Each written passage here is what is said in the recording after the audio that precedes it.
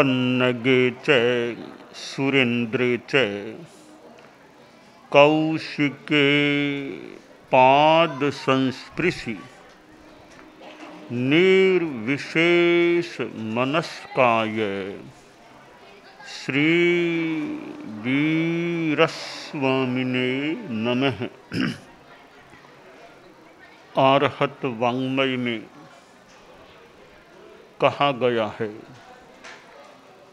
अह पंचहिम Thane him जे him शिक्षा न लभ्य थम्भा कोहा पमाएणम रोगेणालस्य एणय। उत्तरध्ययनानी का यह एक श्लोक गाथा है। शिक्षा के संदर्भ में शिक्षार्थी को, विद्यार्थी को मार्गदर्शन देने वाला है और शिक्षा प्राप्ति में जो बाधक तत्व हैं उनसे अवगत कराने वाला श्लोक है। 5 ऐसे कारण हैं जिनसे शिक्षार्थी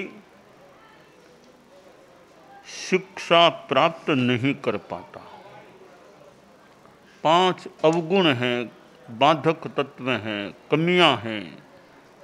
वे 5 अवगुण अथवा दोष अथवा बाधक तत्व हैं। उनमें पहला तत्व है अहंकार।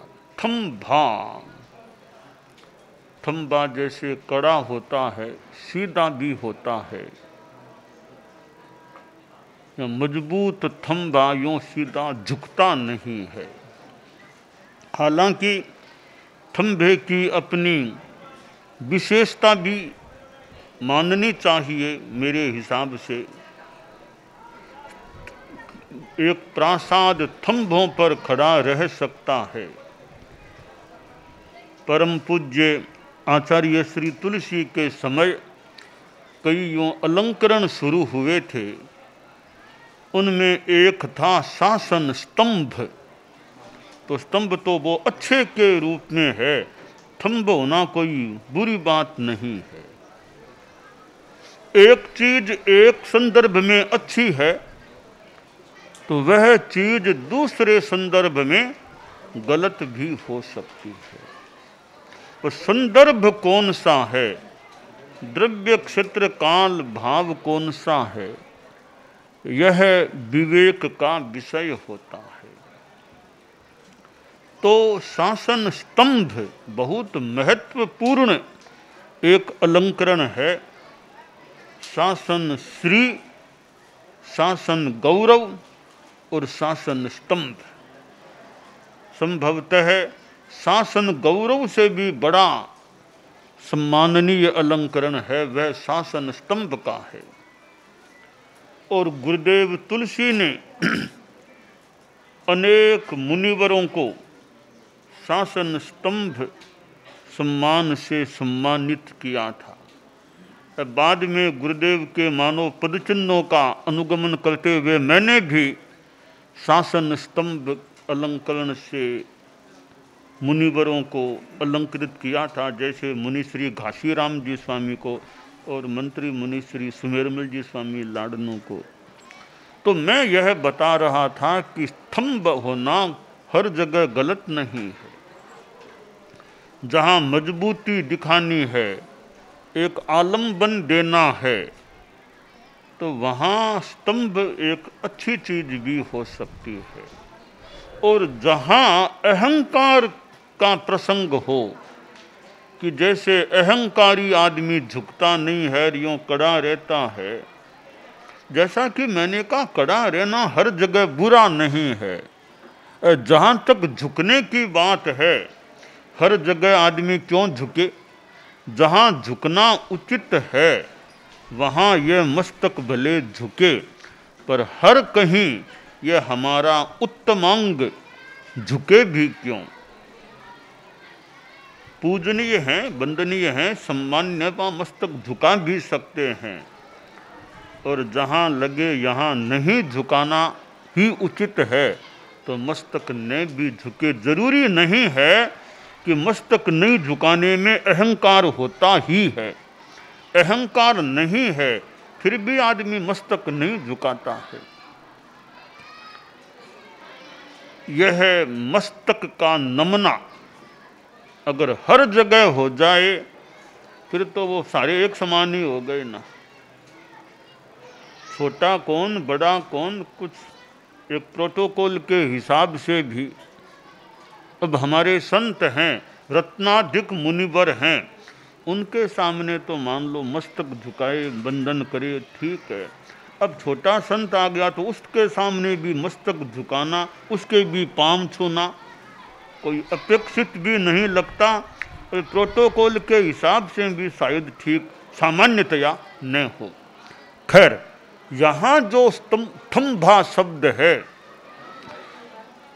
हम अहंकार के संदर्भ में इसको देखें कि विद्यार्थी शिक्षार्थी में इतना अहंकार है कि वो गुरु के सामने भी नहीं झुक पा रहा है। तो अहंकार है तो वह ज्ञान प्राप्ति में बाधा है। ज्ञान लेना है, जो ज्ञान दाता है तो उसके सामने तो नम्रता भी करो, उसके सामने अपेक्षानुसार झुको कि ज्ञान दाता हैं, हमारे अध्यापक हैं, शिक्षक हैं, ज्ञान देने वाले हैं। खासकर साधु संस्था में मान लो ज्ञान देने वाले मुनिवर हैं, गुरु हैं, जो भी हैं, साध्वी जी भी हों या बड़े भी हैं, रत्नाधिक हैं, तो ज्ञान लेने से पहले वंदना तो करो, नमस्कार तो करो, फिर उनसे ज्ञान लो। नम्रता रखो और ज्ञान लो। कि नम्रता नहीं है तो वो ज्ञान भी कितना क्या मिल पाएगा और कितना क्या दिया जा सकेगा। तो ज्ञान प्राप्ति का एक साधक तत्व है विनय, नम्रता। बाधक तत्व है अहंकार।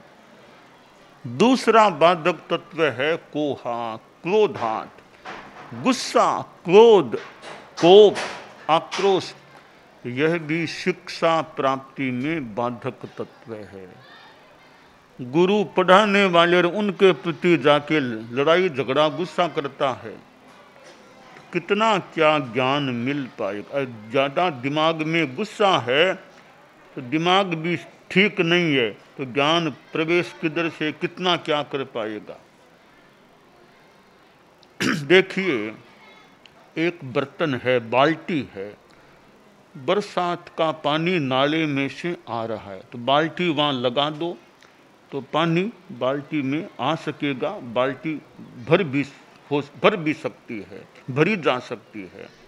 अब कोई आदमी बाल्टी पर ढक्कन लगा दिया, अब बाल्टी पानी से कैसे भरी जाएगी। तो अहंकार मानो एक प्रकार का ढक्कन है दिमाग पर, फिर ज्ञान आएगा किधर से। गुस्सा भी एक प्रकार का ढक्कन है, फिर ज्ञान भीतर कैसे कितना क्या कुछ आ जाए तो आ जाए, पर एक है बाधक तत्व बताया गया है। तो अहंकार और गुस्सा। तीसरा प्रमाद। अब विद्यार्थी है वो तो नशेड़ी बन गया, शराब पीता है, ड्रग्स खाता रहता है, वो नशे में रहता है, नशा करके सो गया पड़ गया, अब कितना क्या ज्ञान आएगा।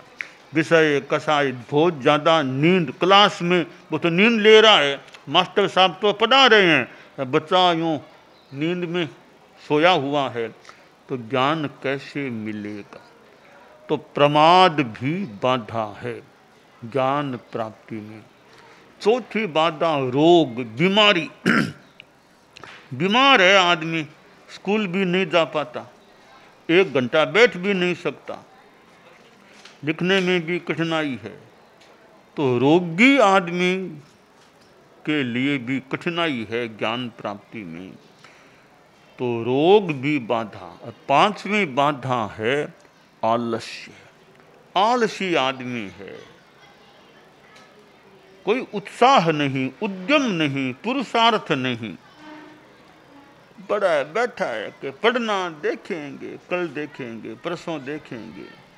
किताब हाथ में नहीं लेता है, पेंसिल कॉपी हाथ में नहीं लेता है, देखेंगे देखेंगे। तो कब तक देखते रहेंगे? आलस्य है तो यह विद्या प्राप्ति में एक बाधा हो जाती है।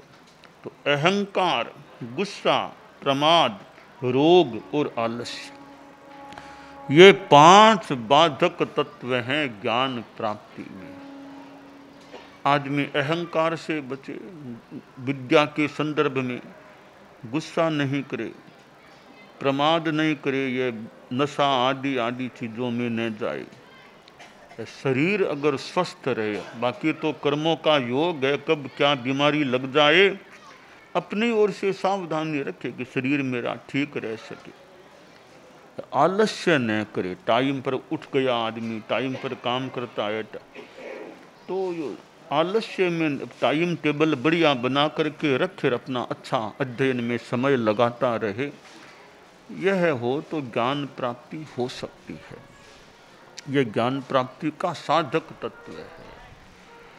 तो यह ज्ञान बहुत वो फिर अध्यात्म विद्या का ज्ञान। अब गुरु जी के पास दोनों विद्यार्थी पढ़े थे। ये ज्योतिष, निमित्त शास्त्र, संस्कृत, आयुर्वेद, ऐसे कई विषयों का अध्ययन किया। 12 वर्षों तक गुरु जी ने पढ़ाया। 12 वर्ष हो गए, तब गुरु जी ने कहा अब वो विद्यार्थी काल तुम्हारा मेरी ओर से संपन्न है, अब तुम जा सकते हो। दोनों ने गुरु जी से विदाई ली। दोनों अपने गांव जो थोड़ा दूर था जा रहे थे। और एक दिन मार्ग में एक कुआं आ गया। सोचा भूख भी लगी हुई है, नाश्ता भी कहीं पास में गांव भी दिख रहा है, तो कुएं के पास पानी लेकर थोड़ा स्नान कर लें, हाथ मुंह सब धो लें, कुरला दातुन कर लें, फिर गांव में कहीं जाकर के नाश्ता कर लेंगे। तो वे कुएं के पास यूँ बैठे थे, कुछ पानी यूँ निकाल रहे थे, ले रहे थे। इतने में पास वाले गांव से एक बूढ़ी माई, वो कोई पानी कुएं से लेने के लिए वहां आई। देखा 2 युवक बैठे हैं, तिलक छापा यूँ किए हुए हैं। सोचा ये तो पंडित महाराज लगते हैं। तो बोली बुढ़िया माई, पंडित जी महाराज आप तो ज्ञानी लोग लग रहे हो, कोई प्रश्नों का उत्तर भी देते हो क्या? हाँ माँ जी देते हैं जितना ज्ञान है। तो एक सवाल पूछ लूँ क्या पंडित जी महाराज? हाँ माँ जी पूछ लो, उत्तर आएगा तो दे देंगे। पंडित जी महाराज मेरा बेटा, जवान बेटा सेना में भर्ती है, अभी वो युद्ध के प्रांगण में गया हुआ है, युद्ध चल रहा है। तो पंडित जी महाराज मेरा बेटा सकुशल आ जाएगा ना, मेरे पास सकुशल आ जाएगा ना पंडित जी महाराज? 2-3 बार बोली आ जाएगा ना। तब वो 2-3 बार यूँ बोली, यूँ आ जाएगा ना, यूँ नस को हिलाया तो उसका वो पानी भरा हुआ मटका था, वो घड़ा वो नीचे गिर गया। वो पंडित जी में एक तो 2 वर्ष बड़े थे, एक उनसे 2 वर्ष छोटे थे, 2 वर्ष का दोनों में अंतर था। तो बड़े पंडित जी ने तत्काल कहा क्या तेरा बेटा आ जाएगा? तेरा बेटा मर गया, क्या तेरा बेटा आ जाएगा? बेचारी बुढ़िया रोने लग गई, मेरा बेटा मर गया, जोर से रोने लग गई। 2-4 मिनट में रो रही थी। तब वो छोटे पंडित जी थे, वे बोले बुढ़िया माँ रोवो मत, आपका बेटा मरा नहीं है, जिंदा है। इतना ही नहीं, घर के बाहर पहुंच गया, आ गया, जाओ जल्दी जाओ, बेटे को द्वार खोल के घर का अंदर ले जाओ, बेटा माँ तैयार मिलेगा। हैं तैयार? हाँ जाओ माँ जी। देखो वो पानी की बात गड़ागा तो फूट गया बेचारी, यहीं जितना चल सकती थी थोड़ा तेजी से चली। आखिर बूढ़ी अवस्था थी, वृद्ध महिला थी, 2-3 फलांग दूर घर था। गई तो देखा बेटा तो बाहर खड़ा कि माँ आ गया मैं। अच्छा बेटा आ गया, माँ को प्रणाम किया। माँ ने वो घर खोला कि बेटा चलो बैठो तुम, ये अपना पानी हाथ मुंह धो लो, बाद में तुमको नाश्ता कराऊंगी। पहले हमारे पंडित जी हैं उनको भी मैं लेकर आऊंगी, उनको जिमाऊंगी। कहा माँ जिनको लाना हो ले, मैं भी पंडित जी के साथ ही खाना खा लूँगा।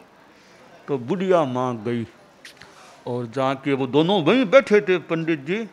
तो वो छोटे पंडित जी थे, उनको जाके प्रणाम किया बुढ़िया। वो बोले माँ जी मुझे क्या प्रणाम, मैं तो आपके बेटे के समान हूँ।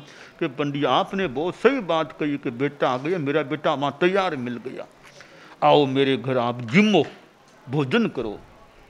कि माँ जी कोई खास नहीं माँ जी, नहीं नहीं आपको पंडित जी खाना तो लेना पड़ेगा, ऐसे नहीं जाने दूंगी मैं। का देखता हूँ इनको मत लाना साथ में, इनको मत लाना। तो माँ जी आएंगे तो दोनों ही आएंगे, अकेला नहीं, आप इकट्ठे देख लो, जैसा आना हो आ जाओ। तो दोनों आए। तो माँ जी ने छोटे पंडित जी को तो मन से खाना खिलाया, दूसरे को व्यवहार के नाते भोजन करा दिया। और दोनों ने भोजन कर लिया। और माँ जी के पास जो कुछ दान दक्षिणा थी, छोटे पंडित जी को जो कुछ दे सकती थी, रुपया नारियल, वो भी उनको दे दिया। अब वो वहाँ से रवाना हुए तो बड़े पंडित जी बोले कि चलो वापस गुरु जी के पास चलेंगे। क्यों भाई, विदाई ले ली हमने तो नहीं नहीं, गुरु जी ने पक्षपात किया है, तुमको ज्ञान ज़्यादा बढ़िया दिया, मुझे ज्ञान ठीक नहीं दिया, ये गुरु जी ने पक्षपात किया, मैं जाकर गुरु जी से झगड़ा करूँगा। वो बोला रे गुरु से क्या झगड़ा, कि नहीं नहीं पक्षपात किया, आप भी मेरे साथ। कि मुझे तो कोई शिकायत है नहीं। कि शिकायत नहीं, हमें चलना तो साथ ही है ना, तो साथ चलो तुम भी। ठीक है चलता हूँ। दोनों गए गुरु जी के पास। गुरु जी ने देखा रे वापिस कैसे आ गए। राती वो बड़ा बोला क्या आ गए आपने, कितना पक्षपात किया, मुझको ज्ञान ठीक नहीं दिया, इसको ज्ञान ठीक दिया आपने। थोड़ी देर बोलता रहा। गुरु जी शांति में रहे। जब बोलते बोलते चुप हो गया तब कहा भैया क्या बात है, कौन सा पक्षपात किया बता मुझे। कि नहीं ये उत्तर देते हैं वो सही निकलता है, मेरा उत्तर गलत होता है, इसमें क्या कारण है, आपने ज्ञान मुझे सही नहीं दिया होगा। गुरुजी बोल दोनों को एक साथ पढ़ाता था, इसको अलग से थोड़ा ही मैंने ज्ञान दिया, दोनों को तुमको एक साथ बिठाकर पढ़ाता था, तो मैंने बता क्या पक्षपात किया। तो गुरुजी ये अंतर कैसे रहता है, इनकी बात सही निकलती है, मेरी बात गलत होती है। तब गुरुजी ने कहा रे अहंकार और चित्त की अस्थिरता, तुम देख, तुम पढ़ते थे तब भी मैंने तुमको कई बार इशारा किया कि अहंकार मत करो। कहा गुरुजी आपने कई बार मुझे कहा तो था कि अहंकार नहीं रखना चाहिए। चित्त की स्थिरता, विनय और चित्त की स्थिरता, ये बड़े महत्वपूर्ण तत्व हैं। तो गुरुजी देखो एक घटना बताऊं आपको। बता कौन सी घटना, कि कई घटना एक बताऊं, बता। कि हम गए एक गांव में, वहाँ कुएं के पास ठहरे, हम पानी निकाल रहे थे, इतने में बुढ़िया माई आई। तो उसने प्रश्न किया कि मेरा बेटा जो युद्ध में गया वह सकुशल आ जाएगा ना। तो पहले जवाब किसने दिया तुम दोनों में, वो बड़ा बोला मैंने दिया। तो गुरुजी ने कहा इन्होंने थोड़ी देर के बाद में दिया, कि तुमने इतनी जल्दबाजी क्यों की। तत्काल जवाब दिया, कहाँ दिया तो तत्काल था। तत्काल किस आधार पर दिया, कि गुरुजी वो प्रश्न माजी ने पूछा ना, तो माजी प्रश्न पूछ रही थी, पूछते पूछते उनके सिर से घड़ा नीचे गिरा, वो पानी भी गिर गया और घड़ा फूट गया। तब मैंने सोचा प्रश्न पूछते समय घड़ा गिरा है, फूटा है, तो घड़ा फूटा है तो बेटा भी मरा है। यह मैंने यूं निष्कर्ष निकाला। ठीक है। अब दूसरे से कहा तुमने, मैंने भी जवाब दिया, तुमने क्या कहा। तो मैंने कहा भी बेटा आया हुआ तैयार है, घर के पास खड़ा, जाओ मिल जाएगा बेटा। कि तुमने यह उत्तर किस आधार पर दिया। कि गुरुदेव मैंने जल्दबाजी में उत्तर नहीं दिया, मेरे मन में था कि भी मुझे तो गुरुजी ने ज्ञान दिया है, तो मैंने तो आपका स्मरण किया। थोड़ा मेरे गुरु ने मुझे ज्ञान दिया है, मैंने लिया है, तो गुरु का स्मरण कर लेना चाहिए। मैंने गुरु का स्मरण किया, गुरु के प्रति मेरे मन में भी कि बहुत मुझे ज्ञान देने वाले हैं, मैंने गुरुदेव जल्दबाजी नहीं की, थोड़ा मैंने धैर्य रखा, थोड़ा सा चित्त की स्थिरता में रहा, अध्यवसा स्थिर। तब मुझे ऐसी भीतर से एक स्फुरना हुई कि घड़ा गिरा तो था, पर प्रश्न पूछते समय घड़ा गिरा। घड़ा गिरने के बाद पानी था, वो उधर पानी इकट्ठा था, वो ढलान में गया, पानी पानी में मिल गया। वो मिट्टी थी, वो मिट्टी में मिल गई। तो मुझे ऐसे भीतर से यूँ लगा कि पानी पानी से मिला है, मिट्टी मिट्टी से मिली है, तो बेटा भी माँ से मिलेगा, बेटा भी माँ से मिलेगा। ये निष्कर्ष निकाला। मैंने कह दिया जाओ बेटा मिल जाएगा। अगर बेटा मिल गया तो गुरुदेव ये बात है। तब गुरुजी बोले, देख ज्ञान देने में मैंने पक्षपात किया, तुम्हारे उत्तर देनों में दोनों के अंतर है। तो इसके मन में विनय और चित्त की स्थिरता, उतावलापन नहीं है, जल्दबाजी नहीं, थोड़ा गहराई में जाकर देखा, भीतर से उसके फिर वो स्फुरना हुई है।